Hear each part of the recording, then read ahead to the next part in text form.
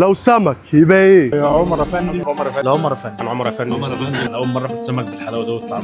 ربنا يزيدكم ونلاقي الفرع ده بالذات يبقى دورين وثلاثه واربعه وخمسه. رائع جدا وشكرا على الاستاف جميل واخر ادب واخلاق.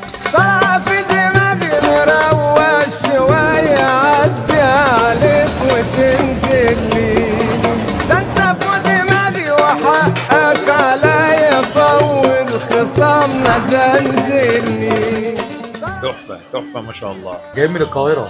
جيزه يا باشا، طول اجازه الصيف موجودين هنا فكل يوم في عمر افندي يعني. من ليبيا باجي اسكندريه ما جيش الا العمر. عمر افندي نمبر 1 بصراحه. هي من المنصوره لعمر افندي. اكل في منتهى الجمال حقيقي، يعني زي ما اتعودنا مفيش تغيير من اول ما فتح، هو محافظ على سمعته يعني. هو الاكل دايما جميل، مش اول مره، تسلم ايديهم، ودايما مكان هنا من احسن الاماكن اللي بناكل فيها سمك يمكن في مصر كلها وبره كمان مصر، فتسلم ايديهم دايما.